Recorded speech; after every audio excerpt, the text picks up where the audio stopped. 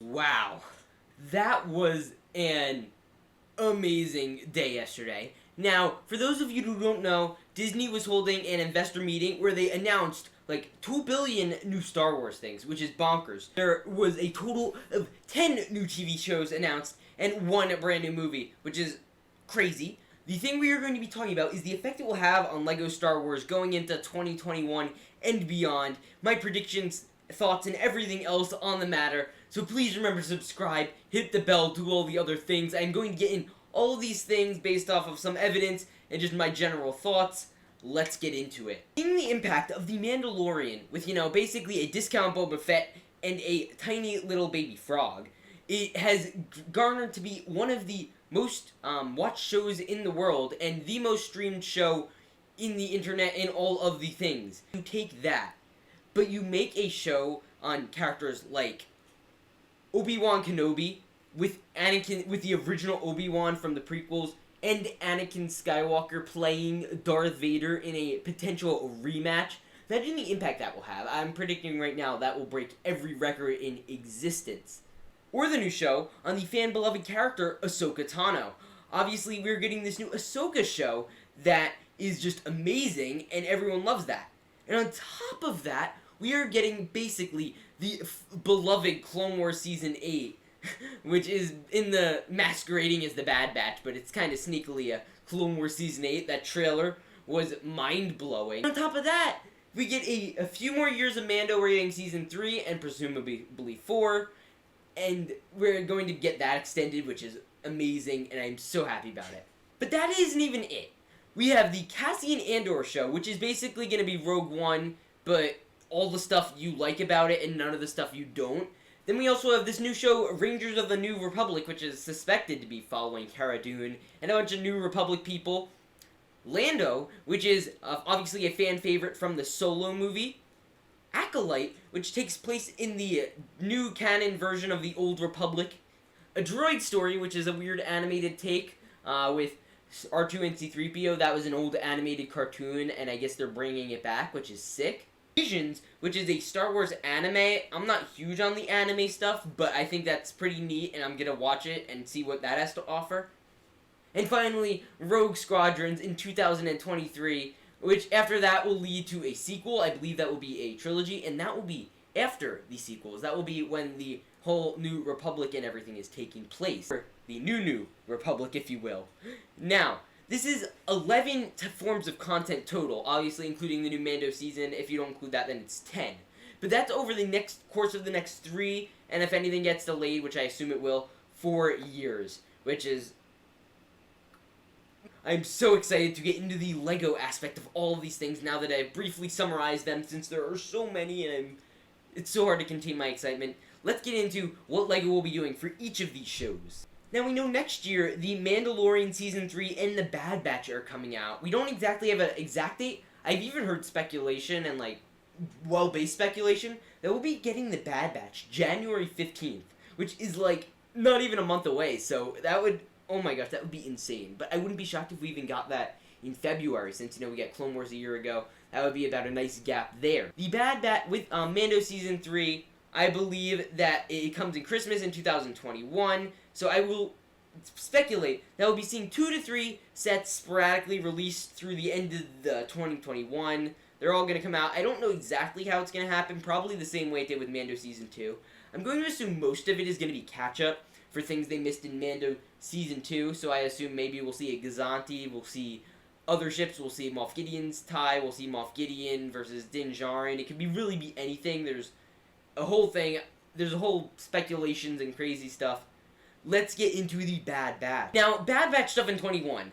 Probably early 2022. Maybe we'll get, I have a little speculation, which you will have to look out for on my Bad Batch Battle Pack theory, which is going to be next year, or maybe 2022. Probably next year. But I predict 3 to 4 sets over the course of the middle of 2021, and we're maybe going to get a few, maybe 2 more in the January and February of 2022. I know that seems far off, and it is, but I'm so happy that we're getting, literally this is the Clone Wars, but all of my favorite parts. My favorite part of the Clone Wars is the clones, and we're getting an entire show just on the clones, which I cannot even describe it. I'm just calling it Clone Wars Season 8. Let's move in to what's going to be happening in 2022 with the Obi-Wan Kenobi show and all those. 2022 is going to be a jammed-packed year for Star Wars. I assume we're going to be seeing the Ahsoka show since, they've already been working with her in The Mandalorian and everything, and I'm sure they're just pumping that out as soon as they can. The Rangers and the New Republic, which they say that and the Ahsoka will tie into Mando Season 3 and I assume 4, which is why I think it'll happen in 2022. Obi-Wan Kenobi, which is... That's crazy that they're bringing back Hayden Christensen. I'm very happy about that. And Andor, because that one's been in preparation for the longest time, and I think that's the most likely. We might get one of the animated ones next year. It could be the anime one. It could be droids. I don't know. I know we're getting Bad Batch next year, but this is 2022. And we've never had a dump like this in terms of what we know what's going to happen in the future. So I'm just speculating what's going to happen for each of these. But when you have 10 TV shows, I think it's kind of uncalled for, because the next 2 to 3 years are going to be packed, and if we're going to have everyone getting some equal representation, then it's obviously going to be a lot. I'm going to assume that the Andor show will come first, and I expect maybe 2 to 3, possibly even the whole, half of the winter wave, in early 2022, and the later half, and 2 sets in the later half of 2022. And it will be super fun to see, the innovativeness they do with these builds in general. They're going to take the original trilogy, but make it all interesting. So I'd really like to see a U-Wing, maybe if there's some more Rebel vehicles. Maybe we'll see a Hammerhead Corvette. I don't know. I'm super excited to see those innovations from that. We don't know anything about it, but I'm just amazing. And I assume that it's going to have something along the lines of Rebellion. Maybe it won't. I know that K2SO is going to be in it. Let's move into Ahsoka and Obi-Wan. So I have a feeling these both will be coming out next year. I just feel next year is going to be a jam-packed year, because we're not going to have any movies, and they just all announced this. So if they take this year and next year to make it, then the year after they'll have it ready. Now, I predict there are only going to be 1 or 2 sets from each of these movies, which I know doesn't sound like a lot, but the Obi-Wan show is described as a limited series, which I assume means 4 episodes and maybe 8 episodes at most, and it's only gonna be 1 season, so I'd like it to be more. I'm sure it's gonna break records and it's gonna make quadrillions, not quadrillions, but it's going to be the most watched thing ever, and they're probably gonna bring it back again and do something interesting with it. But I'm predicting 2 sets to start off, and if it does really well, they're gonna do another one. And it's the sort of the same thing with Battlefront 2. They only did 1 set for Iden, and same things along the other lines. But with Ahsoka I think will also have 1 set. 1 set is likely. I guarantee 1 set from it, which, isn't saying much. But I don't see us getting more than 2 or 3, unless there are that many different scenes. I know it's going to be so popular, but I don't know if LEGO would want to put more Ahsoka figures out at once. Like, if they had, two Ahsoka figures out at once, no, you can't do that. So that is my prediction. I'm still excited. I'm obviously going to buy them. Let's get into what's going to happen with the Rangers, and then obviously the other one we've been waiting for. Now, depending how Rangers goes, it looks like it's going to be another Mandalorian type show, so I wouldn't be shocked if it had 1 or 2 seasons. But I predict 1 to 3 sets to start it off. We're going to get that over the course of 2022, maybe over the course of 2023. But it's going to be a good chunk of episodes. I know that's what I've seen, maybe 12. So probably 5 to 6 sets in total. I know that's around what we've gotten for Mando sets. We're on our 7th set right now, so it's probably going to be close to that, if at least half. Let's move into Star Wars Visions. Visions is an animated anime show. I doubt we'll see any sets about this one, to be honest, because there's going to be so much coming out at once. And considering we only got 2 sets for the Clone Wars season finale, which disappointed me, and we got 1 for the holiday special, which I know doesn't really count. And we got a few for little things, and considering how little we've still gotten of The Mandalorian, considering how big of a thing it is now, I predict we're not going to be seeing anything of this. Resistance, I think we got 3 sets from Resistance, which was all fine and dandy, 2 sets.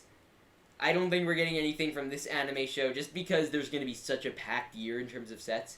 And I'd like this set from this show over, the original trilogy, because we've been making original trilogy stuff for 20 years.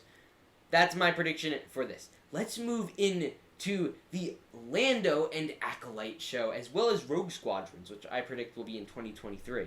So, 2023, which is like forever out, and these sets are going to even lead into 2024. Now, in 2023, I predict that it'll be pretty spread out. We're still going to be getting an excess from Mando Season 3 and all the other shows. And on top of that, we have Rogue Squadrons coming out this year, which, more hot swings, yay. But that's going to be pushed to the end of the year. So basically, we have the first, like, the summer and the winter wave that to work with. So I think we're going to be seeing Lando. So we might see the Solo Falcon come back. I actually wouldn't mind that, depending how that show plays out. I really don't know how it's going to happen. And probably 3 or 4 other sets. I have a feeling this one's going to be pretty popular with Donald Glover. I just think that one's going to be... I hope it's good. I'm not a... Based on, like, I've been looking at all the people that have been in, they seem pretty good. I mean, they're okay. Acolyte is the one that I'm interested in. Acolyte is the story, obviously, centering around the new version of the Old Republic. And it's going to be pretty short. I predict 3 to 4 sets in the same way that they did Resistance sets. I just don't think we're going to see waves for TV shows the ways we did with the Clone Wars, because that was one of its kind, and that was the only Star Wars coming out at the time. Or Rebels, where it's the same sort of situation, but Rebels did have a really decent amount of sets, I will say. And then finally, we have the droid story thing, which I doubt we're going to get any sets for, because we always get 3PO and R2 anyway. We might get a set for it. I wouldn't mind that. That is my thoughts, and predictions, and all of the other things on The Mandalorian and all these other shows. It's crazy. Personal thing, I just want to throw this out there. This is my big theory. I think that all of these things, the High Republic Squadron or whatever, and the Mandalorian and the Ahsoka show, are all leading to the big bad of Grand Admiral Thrawn. And the reason I say this is because we know Lucasfilm has been trying to formulate a plan to bring the universe together, and with one, like, Thanos-like figure. And it didn't work with Emperor Palpatine in Episode 9, because it just didn't. I think it'll happen with Thrawn. He is very smart, very conniving, and I think the way how his intelligence is, we got a good chunk of him in Rebels, and I think it's the same sort of thing with Thanos. They're like, look, we have this perfect character here. He's very smart, intelligent, and he's a likable villain. Everyone loves this villain. He's probably, like, right up there with Darth Vader, Emperor Palpatine from the prequels at least, and all of the other bads, and Darth Maul. Star Wars has had a recent track of having great villains, and I'm very happy about that. And that's the video. Please remember to like, subscribe, hit the bell, hit the subscribe button wherever this is. Watch the videos up here and there, and I will see you guys all in the next one. Peace out, and stay awesome.